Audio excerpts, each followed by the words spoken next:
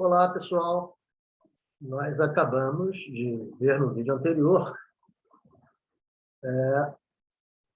o limite como controle de erro de processos e vimos, então, um experimento, construir formas cúbicas, né? E nós vimos que lá, que aquele experimento que nós vimos no artigo sobre teoria dos limites, o artigo do Copenhague, que eu precisava construir um cubo de 1.000 centímetros cúbicos com erro de 100 centímetros a maior ou a menor. 100 centímetros cúbicos, né? E aqui eu vou usar um gráfico, não vou usar um gráfico tipo X3, assim, uma função afim, que fica mais fácil a gente olhar, mas vou fazer uma correlação, porque, em geral, é assim um gráficozinho que os alunos aprendem.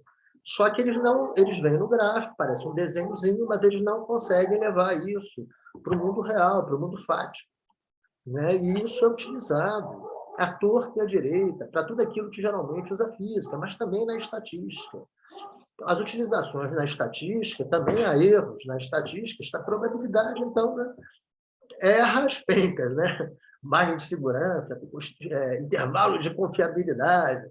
Então, errar faz parte de várias atividades humanas.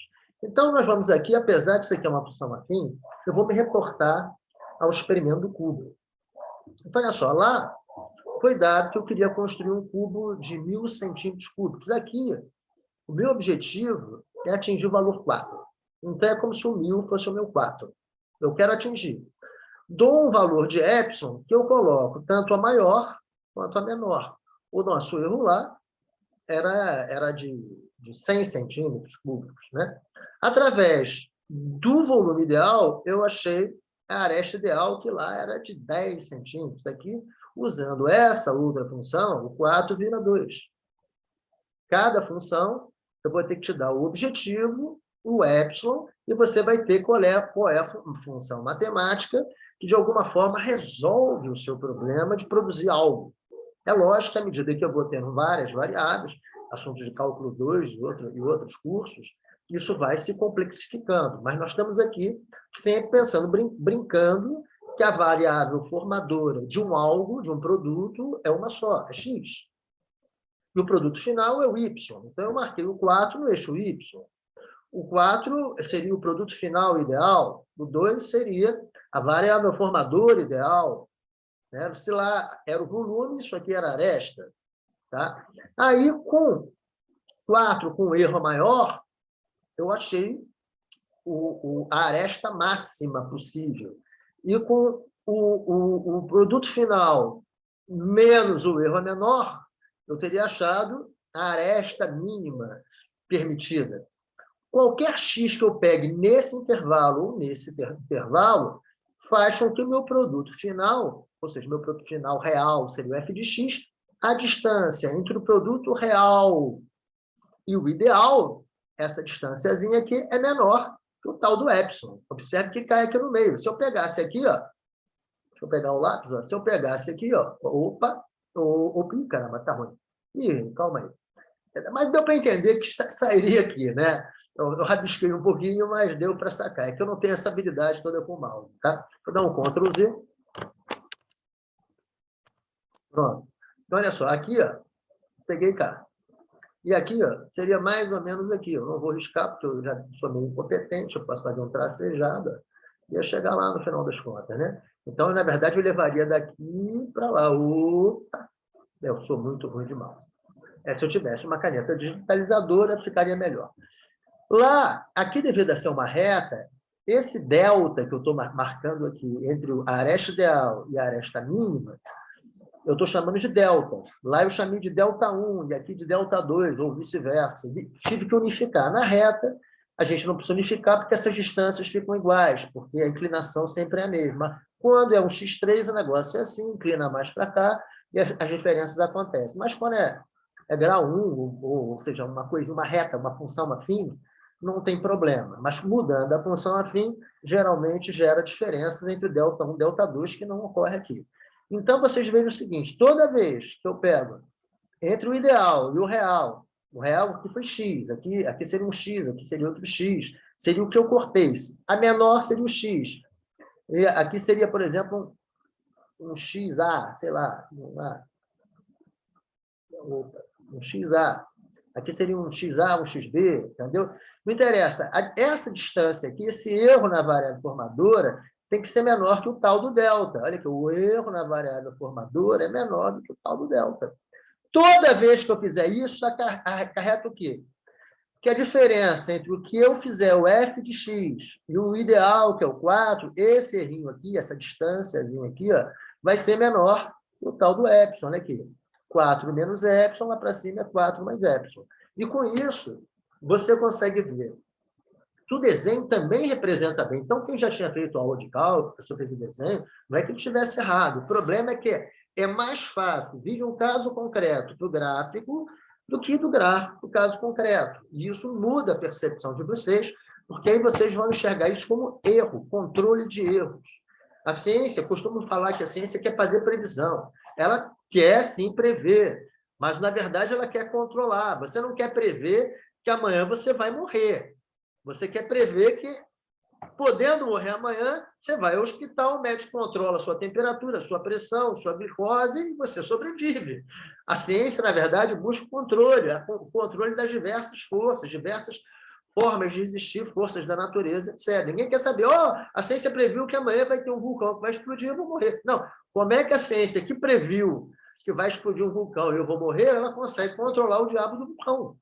Lógico que o vulcão é uma força extraordinária da natureza, seria difícil controlar, mas, sei lá, mete uma bomba atômica e melhora a situação.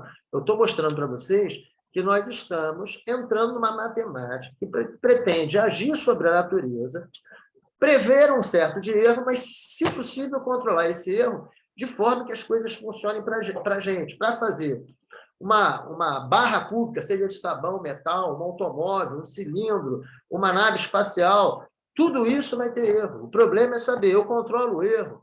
O cálculo, a criação do cálculo pelo Newton de Leibniz abriu um universo novo.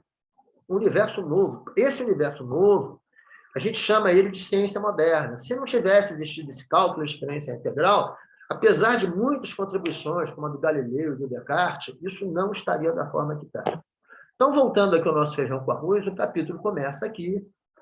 Aí eu vou falar numa série de questões ligadas a erro, etc. Olha aqui, a sala de ninguém tem menos de 25 metros, coisas que eu já reportei verbalmente aqui. Vocês vão ler isso com bastante cuidado, tá?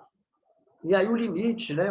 Lembrando, por exemplo, limite de f de x quando x tende a b. Então, f de x é o que eu vou construir em concreto, no mundo da realidade. B é o produto ideal. Eu quero que o que eu vou construir tenda ao meu produto ideal quando eu consigo descobrir. O que eu cortei tem que entender a variável formadora ideal.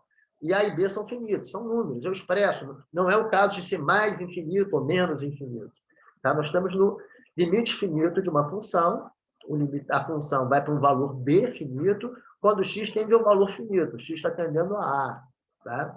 Lembrando que a função f, tá, é uma aplicação dos reais nos reais, pode ser um pouco diferente disso, mas boa parte é que transforma x em y. Lembrando que f de x é y. Tá? No caso aqui do nosso desenho, eu falei que era uma função afim, era 3x menos 2. Aí vai ser analisado o comportamento disso, vocês vão ler isso com bastante calma, né? E aí vem toda a explicação aqui, tá? E aí vem a definição formal, que já tinha sido dado lá.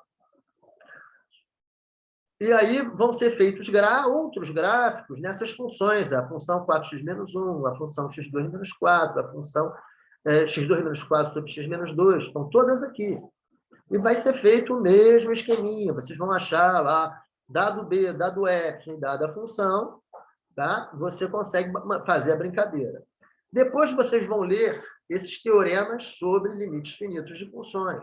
O primeiro é a unicidade, o segundo, o limite da constante, a própria constante. Então, e cada teorema desse vai significar, na prática, nós vamos ver isso no próximo vídeo aula, como é que se calcula os limites.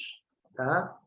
Depois, são vários, aqui, uma série de operações que, em vez de eu ficar lendo aqui para vocês, na hora que nós chegarmos aqui na lista de exercícios, eu vou falar para vocês, vai ficar mais fácil. Agora é importante que vocês leiam isso antes do próximo vídeo aula, tá? Porque aí eu vou começar a comentar sobre como fazer esses exercícios. São mais ou menos, salvo um capítulo ou outro, são 2 listas de exercício por capítulo, tá? E essa lista, por exemplo, é grande. Eu começo aqui no 1,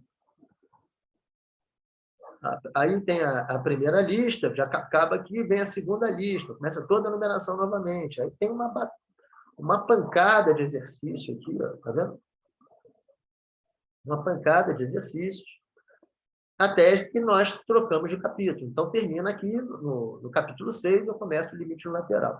Então, nos próximos videoaulas, não sei se 2 ou 3, vai depender do tempo, eu vou explicar para vocês como é que faz os exercícios um a um, vou passando por eles, etc. Eu vou explicar. Tá bom, pessoal? Até daqui a pouco, tá?